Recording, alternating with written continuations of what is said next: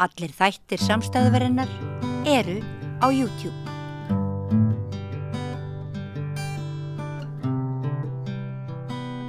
Já, við ætlum hér á eftir að ræða almannasamgöngur á höfuðborgarsvæðinu. Fréttir í dag hafa svolítið litast af því að það sé búið að úthýsa einkabílnum, en við ætlum nú að vera með annað sjónarhorn á það, en það deilt fleiri samgöngur en bílaumferð á höfuðborgarsvæðinu. Það ekki langt síðan ég ræddi við Ólínu Freysteinsdóttur, íbúa á Akureyri, sem sagði hennar farir ekki sléttar af innanlandsfluginu. Ræddi þar okur og litla mennsku hjá Icelandair sem sinnir innanlandsfluginu að mestu leyti hér á landi, og hún taldi að þróunin hefði verið mjög til verri vegar á síðari árum hvað varðar fluglegginn Akureyri Reykjavík. Og nú ætlum við að heyra í fólki á Austurlandi, allavega einum ágætum manni sem heitir Unnar Erlingsson. Hann líka með skoðun á þessu innanlandsflugi í Icelandair. Komdu blessaður, Unnar. Sælir. Heyrðir þú viðtalið sem ég nefndi við Ólínu hérna daginn? Já, ég gerði það. Og það kemur ekkert óvart sem að þar kom fram. Ég skil, einmitt. Sjónarhorn ykkar fyrir austan auk þess sem við Ólína ræddum, það beinist að einhverju leyti að því að nú líka verið að rukka fyrir bílastæði á svæðum sem áður voru gjaldfrí eða hvað? Jú. Það svona, maður upplifði það svo litið eins og það væri kornið sem fyllti mælinn með öllum þessum hækkunum sem hafa komið undanfarið, og bara fólk finnur virkilega fyrir að þá var ákveðið að skella á bílastæðagjöldum fyrir utan flugstöðina sem að upphaflega var mjög há, voru gjaldskyldi eftir 15 mínútna dvöl, þannig að það var eiginlega þannig sett upp að það var varla hægt að keyra fólk á flugvöllinn og þess að greiða fyrir það. Að þá reis upp bara svona einhvern veginn óánægju alda, og hún í rauninni ennþá í gangi, og það ennþá verið að reyna að halda þessu máli á lofti. Bara almennt verið að reyna að segja skoðun sína og tjá óánægju með þessa ákvörðun. Já. Hvað kostar mig ef ég þarna 17 mínútur að skutla einhverjum, og hvað eru myndavélar sem að sjá þetta eða hvað? Já, þetta bara svona eins og alls staðar að gerast. Það bara myndavélar sem að vakta svæðið og taka myndaðir þegar þú keyrir inn á svæðið og aðra sem þegar þú keyrir út. Já. Og ef þú ert lengur en tilsettan tíma, þá bara ert þú rukkaður sjálfkrafa sem eigandi bílnúmersins, nema þú hafir sett inn app til þess að til þess að gjaldfæra sjálfkrafa af kortinu þínu. Já, og þetta nokkur þúsund króna í öllu falli eða hvað? Já, þetta náttúrulega lágmarksgjald nú man ég ekki nákvæmlega tölum, 1700 krónur eða eitthvað svoleiðis minni mig. Og svo bara að tala á hverju klukkutíma, það reyndar ódýrara fyrst og svo verður það dýrara eftir því sem að lengra líður, og eftir alveg bara mjög mikla baráttu, verð ég að segja, og meðal annars hjá sveitarstjórn og fólki hér, að þá var þetta lækkað. Þetta fór úr 15 mínútum, sem sagt lágmarkstíminn, í 14 klukkustundir, sem var tekið þannig fyrir að það átt að duga fyrir fólk eða flýgur sem það í einhverjum einum erindagjörðum til Reykjavík og svo beint tilbaka, þá á þessu 14 klukkutíma rammi að duga fyrir þessu erindi. Já. En leið þú ert eitthvað lengur og þá bara borgar þetta gjaldskyldu. Já. Og eðlilega. Og hluti svona óánægjunar var að þetta var tilkynnt sem ykkur aukið þjónusta, þetta átt að bæta ferðaupplifun, og bara hér á Egilsstöðum eru ómalbygguð vatnslögð snæviþakin bílastæði allt árið óupplýst og svoleiðis, og það var ekki til þess að bæta geðið hjá fólki. Þegar að tala aukna þjónustu og við erum að nýta okkur þessa þjónustu til þess að borga meira. En ég vil líka segja að þetta snerist ekki endilega allavega í mínum huga og margra þá snerist þetta nú ekki endilega þessar krónur sem þetta kostaði, heldur bara að almennt skulle vera litið svo á að það sé hægt að sækja meiri aura í vasa þeirra sem á þessari þjónustu bara, þurfa að halda og reiða sig á jafnvel. Ég til dæmis sjúklingur og þarf ofta að sækja heilbrigðisþjónustu Reykjavíkur. Ég vil líka reynt að benda reglulega á það að það er fleira heldur en það lífsnauðsynlegasta sem að ég sem íbúi Austurlands greiði fyrir með mínu skattfé. Og ég nota eins og Þjóðleikhúsið og Þjóðarbókhlöðuna og Þjóðminjasafnið og hvað heitir allt þetta þjóð sem að við erum saman að byggja í Reykjavík. Og ég ef ég ætli í Þjóðleikhúsið þá kostar það mig auka kannski eða svona cirka 50.000 krónur ofan á verð miðans inn í Þjóðleikhúsið. Eða ef ég ætla á landsleik eða ef ég ætla á hvað það heitir sem við svona stöndum alveg saman fyrir sem samfélag. Já. En þetta er bara þetta er ofurmörð og já. Getur svo tengt þessu baráttuna okkar fyrir loftbrúnni sem var sett á árið 2020. Já, hefur hún ekki verið til góða? Heldur betur og bara alveg stórkostleg búbót fyrir okkur sem þurfum á þetta að treysta en það er ennþá það verða svona, af því að það eru takmarkanir á henni, af því að þetta virkar bara fyrir ákveðin fjölda ferða aftur, af því eins og ég er sjúklingur og þá borga sjúkratryggingar bara 2 ferðir, reyndar nýbúið að hækka það upp í 3 ferðir á ári til læknisheimsókna nema með einhverjum sérstökum undantekningum og það er einhvern veginn alltaf þannig að maður svona sækja allt sérstaklega. Loftbrúin hún er 3 ferðir og þá með 40% afslætti en við ennþá alltaf við markaðsverð og flugfélagsins. Og nú ég til dæmis börn í íþróttum og allar þessar flugferðir fara meira og minna bara í keppnisferðir. Þannig að þegar ég raunverulega þarf á þeim að halda þá er ég bara að borga fullt gjald. Eða þú getur náttúrulega snúið þessu við að ég þarf þá annars alltaf að borga fullt gjald þegar ég er að ferðast með börnunum í keppnisíþróttir eða eitthvað slíkt. Þannig að þetta er bara álag. Þetta er álögur á okkur sem að búum hér. Já, og ykkur fannst nóg komið með þeirri þjónustuskerðingu sem að margir hafa rætt undanfarið að það verið að steypa saman flugáætlun virðist sumpart ekki alltaf halda, verðið hefur rokið upp. Ykkur fannst nóg komið fyrir þótt ekki væri þessi auka ögrun með að rukka fyrir bílastæði á svæði sem að virðist ekki frágengið. Nei og hér er náttúrulega þetta mjög víðfemt. Ég meina þetta er kannski minnst máli fyrir okkur sem að búum á Egilsstöðum. Við getum fengið eitthvað til þess að skutla okkur út á völl eða jafnvel labba þangað. En þetta er náttúrulega gríðarlega stórt svæði eins og öll Fjarðabyggðin og hérna í kringum okkur að þá er náttúrulega engin leið fyrir að skutlast á völlin. Þá þarf fólk að stoppa og leggja og þá er þetta bara, þetta er bara viðbót á annars mjög dýran flugmiða. Og ég segi almennt að því að það er nú eitt af því sem að maður rífst reglulega hvað er dýrt. Já, nú fer ég fyrir hópið þarna á Facebook sem heitir dýrt innanlandsflug, þín upplifun. Og það er eiginlega alltaf þannig að þegar að til dæmis eins og hún Ólína Afreis, ég deildi nú einmitt þeirri frétt sem að þú settir inn á vef samstæðarinnar. Og svo eru svona það bil helmingur ummælina við fréttinni. Já, ég er löngu hættur að keyra. Löngu hættur að fljúga. Þá bara keyra. Já. Ég legg frekar á mig 20 tíma keyslu heldur en að púkka undir þetta flugfélag og svo framvegis. Og þetta bara virðist vera mjög stór hluti fólk sem er komið með þetta viðhorf og forðast bara að fljúga og það er bara að gera allt annað frekar. Og það náttúrulega verður til þess að það verður minni nýting, það verður minni tíðni og þá bara versnar innan við sem að við erum að treysta á. Það er náttúrulega bara, það verður alltaf verra og verra eftir því sem að verður að málum staðið og færri fljúga. Og það var svona von okkar sem að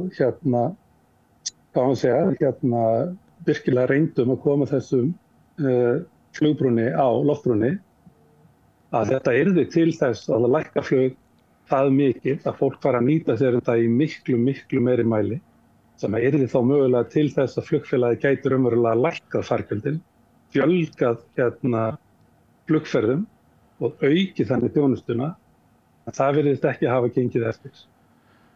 Einmitt, eins og þú lýsir þessu þá kannski komin upp nánast einhver vítahringur og ég kannast alveg við það hjá öllum góðum vinum mínum út á landi að það gremja gagnvart Icelandair og náttúrulega líka gagnvart íslensku stjórnvöldum í huga þínum og þeirra sem þú heyrist oftar í þá mætti skilgreina allavega ákveðin hluta af innanlandsfluginu sem almanna samgöngur, ekki satt?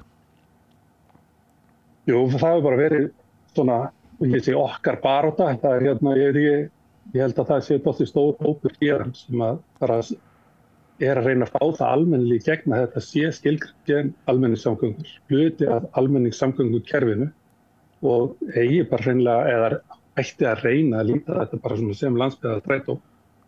Við búum ekki við strætósamgöngur hingað og sem eru líka að samaskapi alls ekki góðar, ekki hvorki tíðni eða verð. Þannig að það alltaf, þetta bara svona einhvern veginn allt hálf ónýtt, ekki alveg nógu gott. Og þegar að og nú fer ég aftur til 2016 þegar við stofnum nú þennan hóp á Facebook. Það nú yfir ætla að sé ekki komið á 10.000 mann sem í honum og við byrjum svona að uppalega hugmyndin var einfaldlega bara að reyna að beita Icelandair þrýstingi til þess að sjá tækifæri í því að lækka verð og auka þjónustu frekar heldur en öfugt. Og það var náttúrulega alltaf og ennþá alltaf verið að tala þetta mun lagast með samkeppni. En einu dæmin samkeppni, það náttúrulega engin dæmi síðan 2016, þegar ég flytti austur 2005, þá var annað flugfélag og þá var ódýrt að fljúga á milli. En það var vissulega náttúrulega þegar það var verið að byggja bæði Kárahnjúkana og svo álverið á Reyðarfirði, þannig að það var náttúrulega allt annað landslag, það var mikið meira fólki sem að ferðaðist inn á milli held ég. En það var kannski svona þegar við breyttum svona dálítið úr kurs, við héldum málþing á Egilsstöðum, það sem meðal annars kom nú framkvæmdastjóri innanlandsflugsins eða Flugfélags Íslands og þá hér og hann var að segja okkur frá þessu öllu saman og þá forstjóri Alcoa sem að nú það stólið mig hvað hún heitir en hún var finnsk og hún náttúrulega byrjaði á því að niðurgreiða allt flug fyrir starfsfólk Alcoa. Sagði að þetta væri bara nauðsynlegt fyrir Alcoa til þess að ná í hæft starfsfólk. Og það var svona kviknaði alltaf á perun okkur sem stóðum að hópnum og hugsaðu bara, ef að lang stærsti vinnustaður Austurlands sér sér ekki fært annað en að niðurgreiða flug til þess eins að viðhalda og halda í starfsfólk. Af hverju ósköpunum ætti það ekki að gilda Austurland allt? Einmitt. Og þá eiginlega fórum við svona aðeins að horfa á þetta svona aðeins víðar, segja bara að við þurfum að líta á þetta einhvern veginn öðrum augum og hún einmitt sagði alltaf að Austurland ekkert langt í burtu frá Reykjavík. Það er ekki 8 eða 10 klukkutíma ferð, það bara 45 mínútur. En farartálminn verð ekki vegalinn. Og þá svona fórum við að leita leiða að svona vorum við að leita að fleiri leiðum til þess að virka innanlandsflug öðrum hætti. Og ég held að það hefur verið Jón Árný, sem að þá var framkvæmdastjóri Austurbrúar, sem að fann skoskuleiðina og þar var bara fullmótað dæmi hvernig væri hægt að gera þetta á Íslandi. Lækka fargjöldin með niðurgreiðslu til íbúa en ekki til allra, af því að það var mikið talað að þetta yrði að vera móta aukinni ferðaþjónustu og fleira. Og þannig komst nú eiginlega sá bolti af stað og við vorum náttúrulega gríðarlega þakklátt þegar það gekk eftir 2020 eða 2021 þegar loftbrúin sett á og þessi niðurgreiðsla var gerð fyrir okkur. En við sjáum bara leið og þetta fer af stað að hættunar sem að voru allar skráðar. Ég á þetta alltaf mann skrifa bara í hópnum, þetta bara í skjölum í hópnum. Við vöruðum við þessari hættu að flugfélög myndu bara hætta og meðal annars vegna þess að það var varað við þessu í skoska módelinu sem við vísum til. Já. Hvert svívirðilegasta dæmið verð á einni flugferð milli Egilsstaða og Akureyrar sem þú þekkir? Ég held Ég held að önnur leiðin sé að komin upp undir 70.000 krónur sem sagt í allra dýrasta. En það náttúrulega engin verðskrá, þetta bara fljótandi markaðsverð, þetta ekki, og þegar þú ert að leita eitthvað fram í tíman þá þetta allt saman hóflegt í samanburði. En ég sem markaðsmaður veit náttúrulega líka hvernig verðlagning sett, það verið að setja akkeri, það verið að venja fólk að hátt verð og svo kaupir það alltaf allt á afslætti og þá líður mann eins og maður sé að græða eitthvað á því. Þetta eru allt og há verð.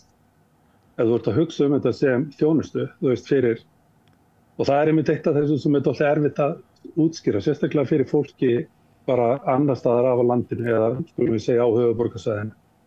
Þegar við erum að nota innanlandsflugi, þá það ekki vegna þess að okkur langar til Reykjavík. Það ekki vegna þess að við erum að velta fyrir okkur að fara í frí í sólina eða að skreppa í kringlum. Við erum oftar en ekki að sinna bara nauðsynlegum erindagjörðum sem til dæmis vegna þess að þjónustan sem að ríkið veitir, hún ekki til staðar í þessum landshluta. Og það verður til þess að við þurfum að fara til Reykjavík. Og síðan það náttúrulega bara þannig að það veit allir sem búið til landi. Það ekki fyrir utan þéttbýli. Þú skipuleggur alla hluti. Þú notar bæjarferðina til þess að þú bara fylltu í eyðurnar. Þú safnar svona erindum og Janne Sigursson sem að forstjóri Alcoa fyrsti. Hún sagði bara mikilvægi fjölskyldunar. Þetta snerist ekki það að fá fólk til Reyðarfjarðar. Þetta snerist að fá fólk frá fjölskyldum og viðhalda tengslum. Og nú til dæmis bara einn nýlegu póstur inni á hópnum, Facebook-hópnum varðandi sem sagt fólk sem fjölskyldi sem býr á stingunum staðnum á landinu og barnið þarf að vera mánuð eða viku eða hvernig sem að það að þegar þú þarft að fljúga með barnið á milli þá segjum 12 sinnum á ári og þú hefur loftbrúna í 3 ferðir og síðan eru bara allir hinar ferðirnar á fullu verði. Það bara dýrt fyrir viðkomandi fjölskyldu. 70.000 fyrir 40-45 mínútna flug og í sumum tilvikum ódýrara að fljúga til Englands, millilenda þar og fara þannig til Reykjavíkur heldur en að fara beint. Þetta náttúrulega svo sturlað að það hálfa væri nóg. Hvernig gengur að ná athygli forráðamanna Icelandair og stjórnmálafólks að þetta sé óboðlegt ástand eins og þið sjáið það? Já, það bara gengur ekki neitt. Við náttúrulega erum ekki skipulagðir þrýstuhópur, við erum ekki lobbyistar sem erum að reyna að ná í þetta fólk svona reglulega, en það var það kom alltaf skipulag á þetta þegar við svona eigðum þessa lausn með loftbrúna og ég náði til dæmis bæði fundi með honum Sigurði Inga og svo var nú hann Njáll Trausti Freybjörnsson, alþingismaður, hann hefur náttúrulega talað mikið þessi mál og barist fyrir þessu líka. Ég var einmitt formaður hóps sem var settur þessa tillögu. Þannig að þetta er alveg til og framsóknarkonan á Norðurlandi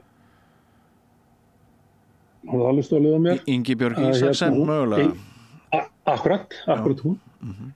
Að hún hefur svona látið þessi mál sem varða og það er náttúrulega bara, við þökkum allir á athygli að þetta eigi vonandi og við höfum verið að svona benda á það sem að þarf að koma svona í næsta fasa til dæmis að eins og þetta með íþróttaiðkun barna bara að fá hana alla inn í eitthvað svona afsláttarfyrirkomulag. Það er alveg óheyrilegur kostnaður sem að fylgir íþróttaiðkun barna þegar alla keppni þarf að sækja til Reykjavíkur á Suðvesturhornið. Það var svona eitt lítið dæmi, ég á 9 ára dóttur sem í 5 leikum og það eru 3 ferðir á ári sem að við rauninni foreldrarnir skrifum upp á að fara með henni. Þannig að bara margfald tvöfalt flugferð og hugsanlega ná í bíl og gistingu og allt þetta sem að fylgir. Þetta er náttúrulega bara, þetta skiptir 100.000 á ári fyrir ofan á náttúrulega æfingagjöld og allt annað sem að fylgir. þetta er mjög stórt hagsmunamál. Já. Og svo langt mér líka bara að benda á því, ég er nú aðeins skrifaði það, þú veist, við eigum hérna alveg frábært svona fordæmi hérna hjá Vestmannaeyingum. Þeir reka, ég held að Herjólfur sé í eigu ríkisins, en hérna, nei, já, ég er nú ekki, nú allir verið óöryggur, sko, ég segi nú örgulega rétt frá, en allavega þá var hérna, þú veist, að Herjólfur er rekinn, þannig að það eru 7 ferðir daglega í Landeyjahöfn og fargjaldið, ef ég man rétt, 2.400 krónur fyrir mannin og 3.600 fyrir bílinn. Þannig að þú veist, þetta er bara svona eðlilegar samgöngur fyrir Vestmannaeyinga. Þeirra vísum geta ekki flogið, eða mjög lítið. Það bara tekst ekki að halda upp í flugi, líklega vegna þess að það er svo margfalt dýrara heldur en þessa. Og þegar aðgengi er þetta gott, þá er þetta náttúrulega, þú veist, þá er þetta náttúrulega ekki val í rauninni. Nei. En eitthvað svona, og ef ég náði ykkur í tali, ég talaði til dæmis við þjóðnýslustjóra Icelandair einu sinni, varðandi aðgengi að flugi. Og ég var að leggja áherslu á það, mér finnst svo skrítið hvað þetta, fyrsta lagi þá er náttúrulega þetta markaðsvirði á fargjöldum. Það er náttúrulega bara, það brá ekki við í almenningssamgöngum. Það þarf að vera hægt að ganga að einhverju einu verði alltaf og sæmilegri tíðni, bara alveg eins og krafan er varðandi strætó. Hvað þetta þú almenna verð er náttúrulega það sem að verður náttúrulega stóra bitbeinið. En ég held að það séu langflestir og við hefum gert nokkrar kannanir í hópnum með allra þessara 1000 einstaklingar sem að þar eru. Að það allavega upplifunin er svo að stór meirihluti vilji frekar hafa eitthvað eitt fast verð sem er þá sæmilega lágt heldur en að vera hringla svona með þetta. Já. Og samtal mitt aftur við þennan þjónustustjóra líka réðist að þessu að gera aðgengið einfaldara, alveg eins og þegar við göngum upp í strætó. Þessi er bara greitt með appi, við greiðum bara þegar við komum og svo bara, og ég meina sama með Herjólf, en á Icelandair og ég meina í flugi almennt, það getur verið að það séu einhverja reglur sem að þurfi náttúrulega eitthvað að gera við, en að maður þurfi að gefa ákvaða með löngum fyrirvara, jafnvel, þú veist, vikna fyrirvara, það maður ætlar að taka með sér þungan farangur, hversu margar töskur og síðan það maður að fylla út náttúrulega nafn og kennitöluna og allt þetta sem að fylgir, alveg eins og maður sé að ferðast til Alibaba, sko, að þetta er bara svo skrítið fyrirkomulag fyrir eins og við segir, 45 mínútna hopp á milli tveggja staða innanlands. Já, en svona rétt í lokin ef við víkjum aftur að upphafinu og þessari gremju með bílastæðin, þennan auka kostnað sem við ræddum, þar er við Isavia að etja frekar en Icelandair XZ. Jú, og svona, já, sko, það er náttúrulega bara, það er annað, það er ekki einhver fyrirtæki, eða það er svona opinbert einkafélag að ræða. Já. Og síðan náttúrulega erum við að, hneykslunum er dálítið þessi. Það er ekki hægt að malbika og gera góð bílastæði nema að byrja að rukka fyrir. Ég veit ekki til þess og ég hef aldrei nokkuð tímann heyrt nokkuð mann biðja malbikuð eða upplýst bílastæði. Þannig að þú veist, aðgerðin virðist hafa verið, þú veist, til þess að því einhverjum fannst að það ætti að gera það, eða þá að, og ég reyndar held að það sé raunin, það bara er allt of mikið af bílum lagt þarna til sem eru látnir bara vera og enginn hefur afskipti af. Persónulega held ég að það sé fleiri leiðir og aðrar og einfaldari til þess að losna við bíla að bílastæði heldur en að rukka alla fyrir það og gera það alla brjálað út í þetta. En það er kannski önnur það.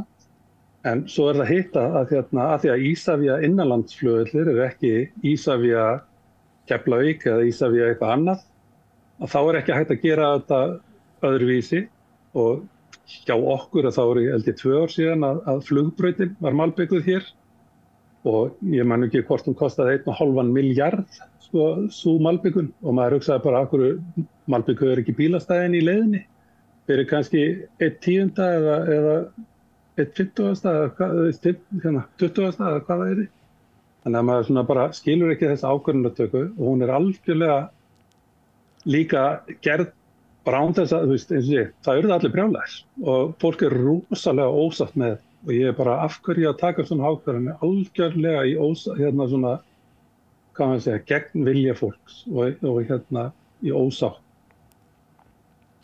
Unnar Erlingsson, stundum þarf reiða fólkið að fá að tala og það margt sem bendir til þess að það sé ekki verið að standa að málum sem skyldi. Ég mun halda áfram að reyna að fá forsvarsmenn Icelandair og annara sem við erum að eiga til þess að koma hér og ræða málin, en einhverju hluta vegna hefur þetta fólk verið frekar tregt til þess að svara fyrir þessi mál.